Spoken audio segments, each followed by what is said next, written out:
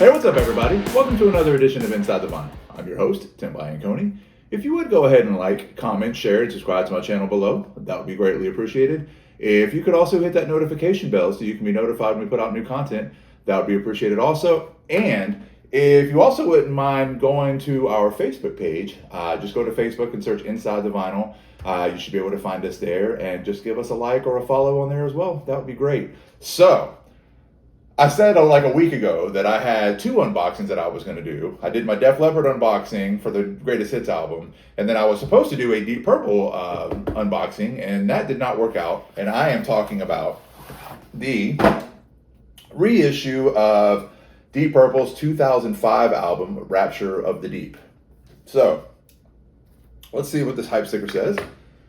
20th anniversary celebration, new mix, new artwork. The album that set the path for Deep Purple in the 21st century. Bonus LP with rare jams and rehearsals. 3 LP, limited transparent sky blue, 45 RPM. So, really cool. So when they say new artwork, so if I recall, the original album just had like a gray cover, and this was like just like kind of like in black and gray. So they just added color to it this time.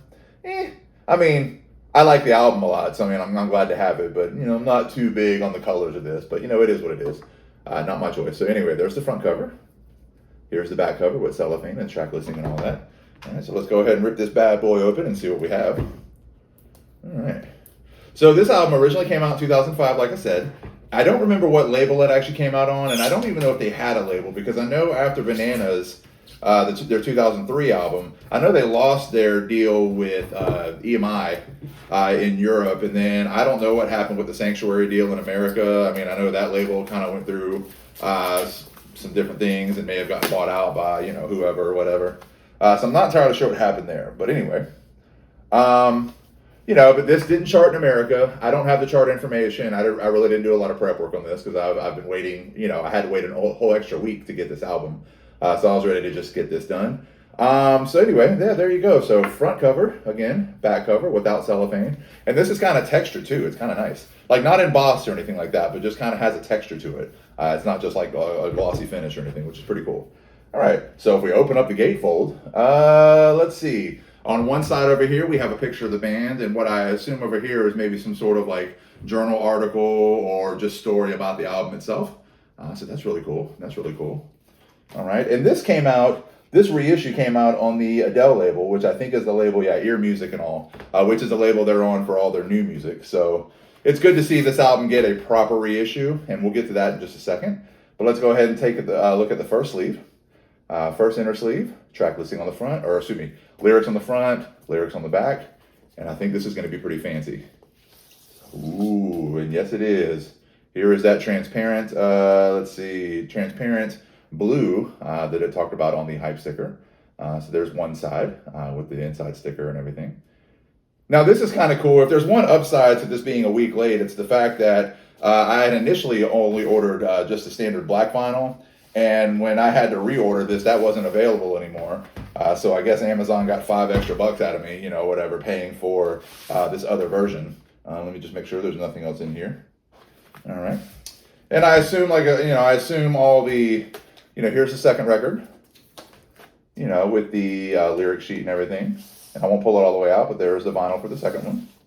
You know, so really cool. And then, of course, we have this third record here that, again, has a picture of the band on one side and has some liner notes and some different things on this side here.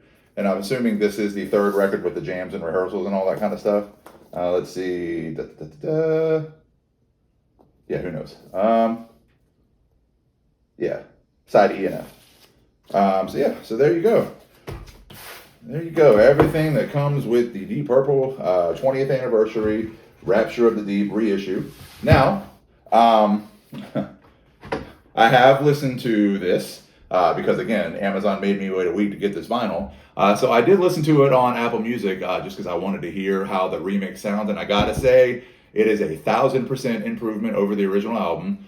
Now, the original album was produced by a guy named Michael Bradford, who I think before Deep Purple had done some work with Kid Rock and some other people. And I always thought that the original mix of this album was very thin. You know, I mean, Deep Purple's Deep Purple. I mean, they play amazing. There was amazing solos. I mean, all the instrumental stuff and everything was great. I just thought it sounded really, really thin, like almost like maybe like demos or something like that. Like there was just something missing. Not a lot of low, not a lot of any end really, low end, treble, anything else. I think this remix definitely resolves that, at least on the bass end. Definitely gives it a way more full sound. You know, you really hear that bottom end, those bass and everything else. And I think it actually gives a little bit of extra crunch to the songs. I don't know. I haven't listened to the whole thing, so I don't know if any solos or anything are changed. The songs that I listen to, the solos pretty much sound, you know, as they did on the original, just again beefed up a little bit.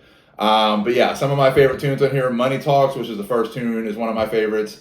You know, I just like the way it just kind of it just kind of just, you know, has this kind of grand like keyboard intro, and then just kind of breaks into like this really like simple riff or whatever. Where's the other one? Wrong Man. Wrong Man is probably my favorite song of the entire record. Just has a really cool riff at the beginning, and I mean Steve Morse just tears it up on this record. So I'm really glad to hear this remix or whatever, because I think it'll do a lot to bring out a lot of those sounds that we got really familiar with like Perpendicular and Abandon, and even to some level on Bananas, even though it was kind of moving in this direction. But again, I just felt like the original production on this was just a little thin, and just felt like something. It almost felt empty. But now it's a much more full sound on this, and I'm really, really stoked to get this on the turntable and see what it sounds like on there. But other cool songs, Junkyard Blues is really cool, Clearly Quite Absurd, MTV, and then I think, if I'm not mistaken, it's got some of the. I might be. Yeah, I think I'm getting. There was a Steve Morse instrumental, Contact Lost, but I think that's on Banana, so I might have things confused a little bit here. So, but anyway, really cool record, really cool reissue. If you can actually get a hold of it from Amazon or even maybe the actual label itself, cool. If not, it is available on Apple, and I'm assuming Spotify and everywhere else. So check it out. It's a really cool record. If you like Deep Purple, you won't be disappointed. This was the second album in the Morse era of the band, if I can say that right. Try saying that 5 times.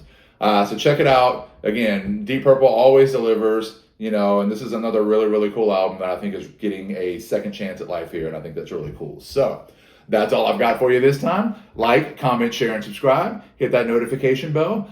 Give us a like and a follow on Facebook as well. That would be greatly appreciated. I have the rest of my Unboxing the Vinyl series, where we open up reissues, we open up new albums, we open up I don't know, special editions, deluxe editions, box sets. Sometimes they're even CDs instead of records. Just depends. I've got my Lost Classic series, where we talk about albums that maybe have been forgotten or didn't get a fair shake in the beginning, that I think everyone should hear. My live album series, where we talk about live albums from the 70s, 80s, and beyond. I can't talk today. I've got my new Greatest Hits series that I just started, and I'm going to be continuing that here soon, where we talk about Greatest Hits albums and other compilations and the pluses and minuses of those.